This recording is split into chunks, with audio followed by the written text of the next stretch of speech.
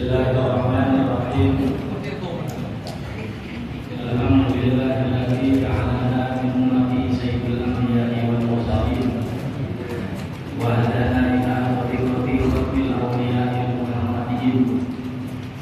Wassalatu wassalamu ala sayyidina wa habibina wa syafi'ina wa maulana Muhammadin wa ala alihi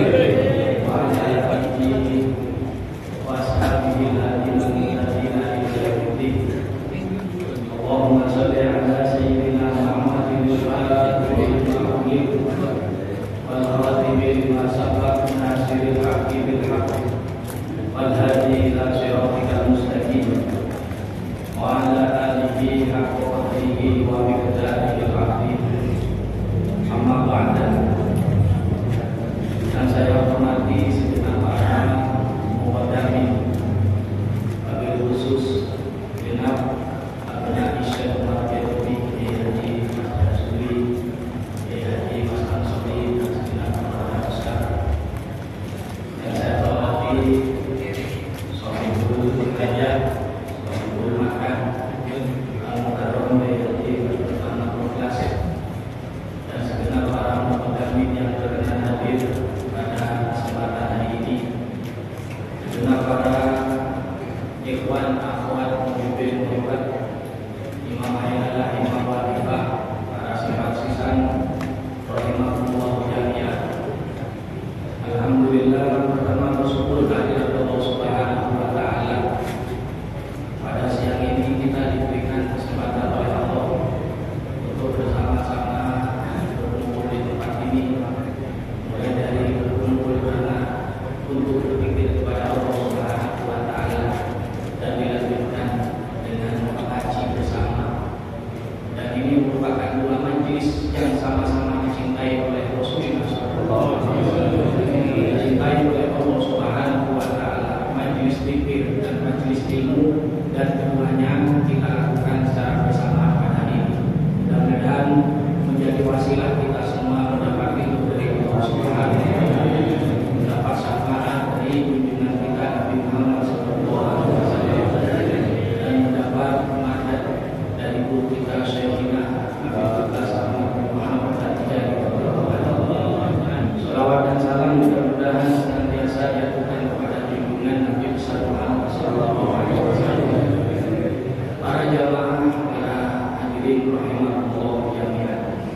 Salah satu karakter dari Thariqah adalah zikir, sehingga Thariqah Tijaniyah ini juga dikenal dengan nama Thariqatul Dzikr, Thariqah yang ajarannya di dalamnya adalah berzikir kepada Allah Subhanahu wa ta'ala. Zikir ini menjadi sebuah keniscayaan bagi kita. Bahkan hingga kelak di akhir zaman, zikir menyebut nama Allah Subhanahu wa ta'ala, mengingat Allah Subhanahu wa ta'ala akan menjadi menu makanan kita yang menggantikan makanan pokok kita. Ada sebuah riwayat di mana Rasulullah SAW bersabda bahwa kelak di akhir zaman sebelum Dajjal keluar. Jadi kita semua sering mendengar yang namanya Dajjal karena Rasulullah sudah mewanti-wanti dan mengingatkan tentang Dajjal dan berbagai fitnah-fitnah yang akan terjadi sebelumnya sebagai bentuk muqaddimah atau permulaan keluarnya Dajjal yang membawa fitnah lebih besar kepada kita umat yang beriman. Salah satu tanda-tandanya kata Rasulullah SAW ketika menjinak atau hampir keluarnya sosok yang bernama Dajjal, maka kata Rasulullah SAW akan terjadi paceklik selama kurang lebih 3 tahun. Di tahun yang pertama langit akan menahan airnya, tidak lagi turun hujan, ditahan sebesar 1/3 dari biasa normalnya. Begitu juga bumi tidak akan mengeluarkan tumbuhannya, akan menahan tumbuhannya. Pada tahun pertama kurang lebih 1/3 dari tumbuhan yang biasa tumbuh akan ditahan oleh bumi sehingga tidak tumbuh lagi di muka bumi. Kemudian pada tahun berikutnya, tahun kedua, ada 2/3 air ditahan oleh sehingga berkurang curah hujan. Makanya kalau sekarang musim hujan bersyukur berarti Dajjal masih lama. Jadi kalau kita punya hajatan terus turun hujan, alhamdulillah itu rahmat dari Allah Subhanahu wa Ta'ala. Walaupun kita tidak nyuruh hujan seperti sekarang, alhamdulillah tidak turun hujan. Tapi kemarin di sini lumayan, Luhur kemarin lagi terus-terusnya, jadi ditakdim sudah kemarin di hujan. Tapi sekarang sementara dijauhkan. Tahun yang kedua berikutnya bumi juga sama, 2/3 dari tanaman-tanaman yang biasa tumbuh dari tanah yang kita pijak dan kita kembali ini ditahan oleh bumi, sehingga pada tahun berikutnya sama sekali tidak ada hujan, sama sekali tidak ada tumbuhan dan tidak ada yang bisa kita makan, bahkan semua binatang-binatang banyak yang mati, kata Rasulullah SAW. Kemudian ada sahabat yang bertanya, wa ma yumisu rajula idza takasama. Kalau kondisinya seperti itu, air tidak turun sehingga kekeringan, tumbuhan tidak tumbuh sehingga kita tidak menemukan sesuatu yang bisa kita makan. Maka ada sahabat yang bertanya, pada waktu itu, pada masa itu apa yang menjadi menu makanan orang-orang pada saat itu? Kalau tidak ada makanan terus apa yang dimakan? Pada kita ngaji aja makanan banyak dari berbagai macam makanan. Maka kalau tidak makan itu kayaknya pulang lebih dulu itu. Dan diberi makanan, nanti kampus diberi makanan, akhirnya ngantuk tidur.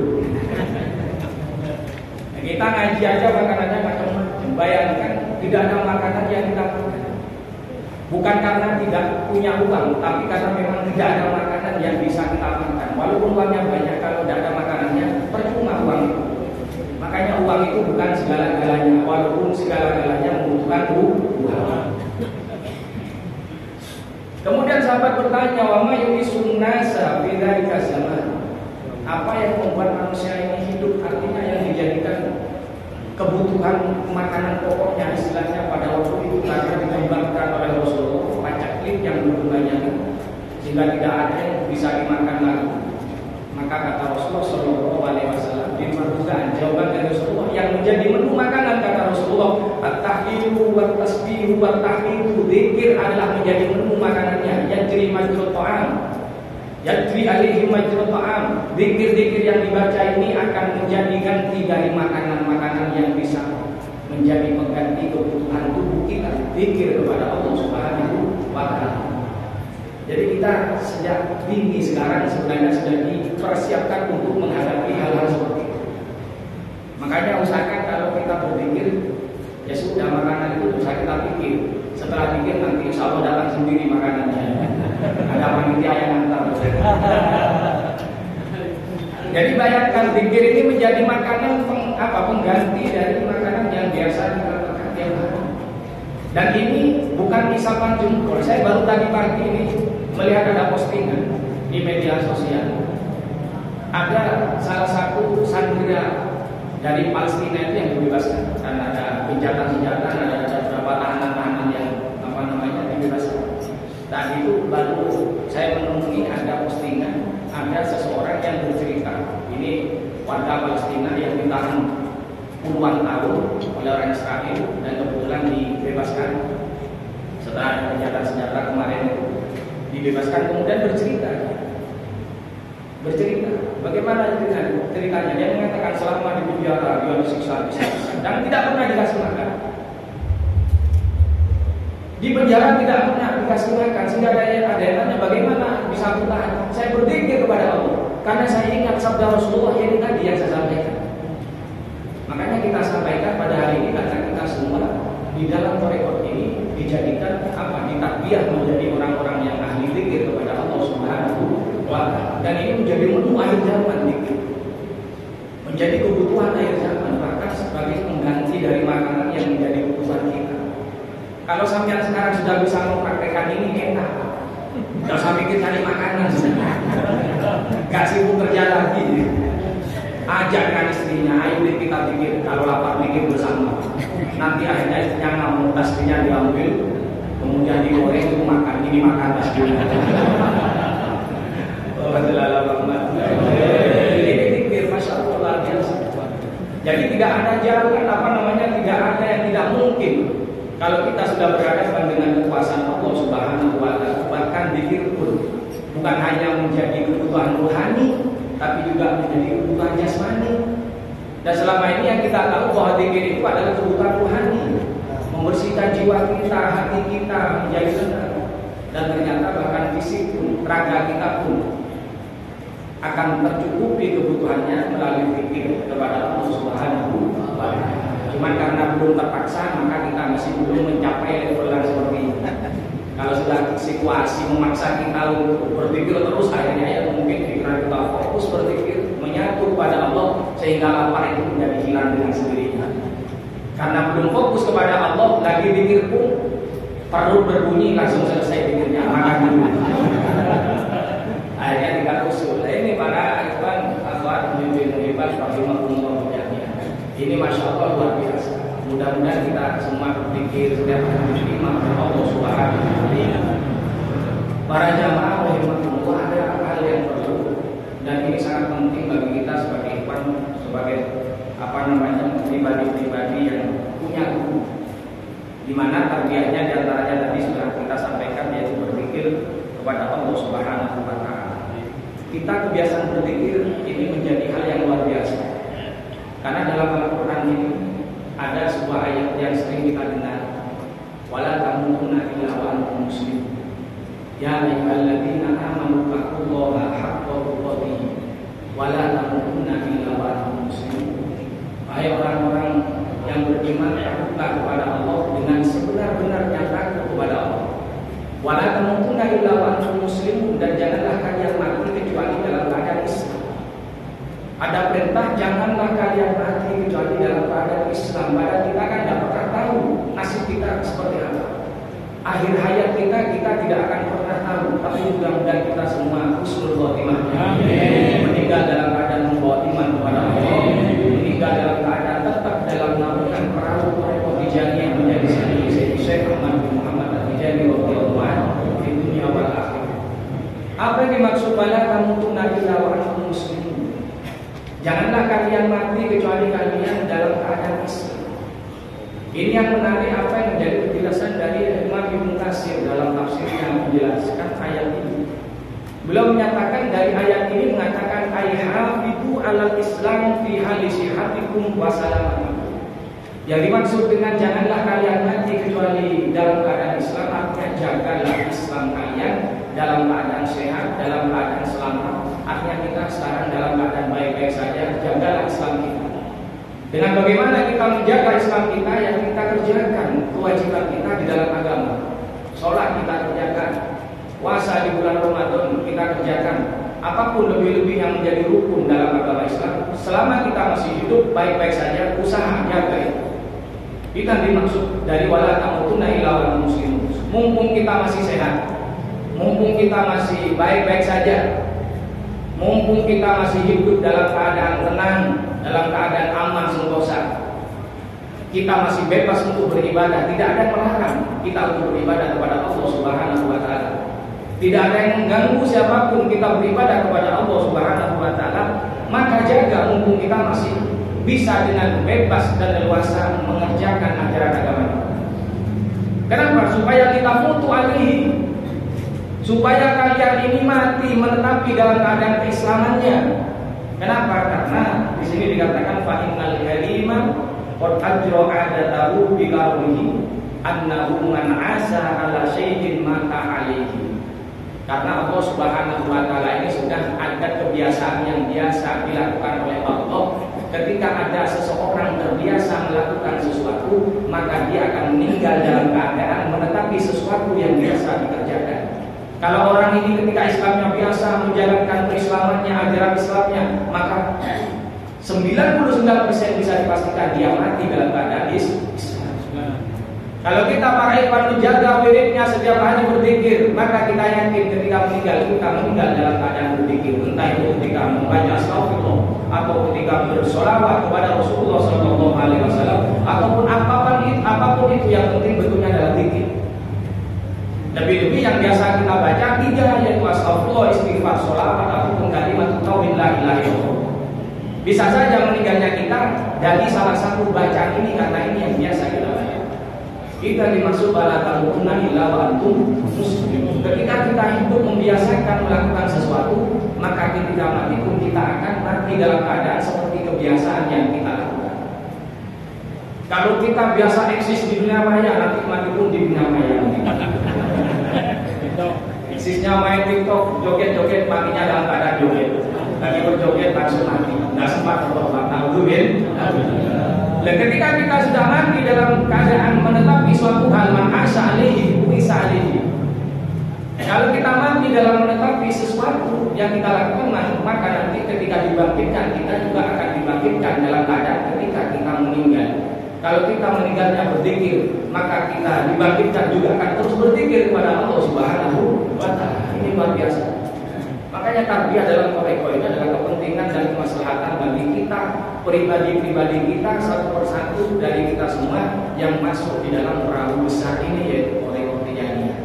Maka dari itu ajaran apapun yang disampaikan oleh guru kita, jangan sampai kita pernah menentangnya, karena itu berbahaya. Apalagi ketika kita menganggap bahwa apa yang diajarkan oleh guru kita sendiri kurang cocok dengan nafsu kita. Tidak cocok dengan keinginan kita, sehingga kita berdalil, mencari dalil-dalil pembenaran untuk membenarkan sikap kita yang bertentangan dengan apa yang menjadi ajaran dari guru kita, Syekh Ahmad bin Muhammad At-Tijani. Ini berbahaya. Saya baca sedikit dalam kitab Ad-Durratul Kharidah yang ditulis oleh Syekh Muhammad Fatahan An-Nadifi. Ini ada pesan dari Rasulullah SAW kepada guru kita. Dalam keadaan dia foto, dalam keadaan jaga, di sini saya baca. Wa anta ya Ahmad Kul wa anta ya Ahmad, dan engkau wahai Ahmad, kullu man ata'aka fi amrika wa nahyika fa huwa minka wa ana minhu. Ini pengakuan dari Rasul. Engkau wahai Ahmad, siapapun yang taat kepada kamu dalam urusan apa yang kau perintah, dalam urusan apa yang kau larang, maka ikhwan itu tidak melakukan. Yang kau perintahkan, ikhwan berusaha untuk melakukan, maka fahuwa minka wa anta minhu, maka orang tersebut masuk dalam golonganmu dan engkau juga masuk dalam golongan orang tersebut. Dan lebih luar biasanya lagi kata Rasulullah, walahu minni ridho wal qabul, dan untuk orang itu ada ridho dariku dan aku terima, kata Rasulullah. Ini kalau kita taat kepada apa yang menjadi daud dan ajaran-ajaran dari guru kita Syekh Ahmad bin Muhammad At-Tijani. Tapi sebaliknya ini yang berbahaya ancamannya. Waman khalafaka wa arada an amrika fa anta bari'un minhu fa ana kadzalik. Ini yang berbahaya. Tapi sebaliknya, kalau ikhwan menentang kamu, menentang kau, berpaling darimu, dari perintahmu, dari apa yang kau ajarkan berpaling, maka fa anta bari'un minhu, kamu lepas tangan. Lepas tangan, enggak usah ikut, jangan diurus orang itu nanti datang. Wa ana kadzalik, saya juga tidak mau tanggung jawab dengan orang itu. Nauzubillah, ini bahaya. Makanya ikhwan kadang yang merasa alim ini kadang masih berkomentar diri tentang guru kita. Ini bahaya.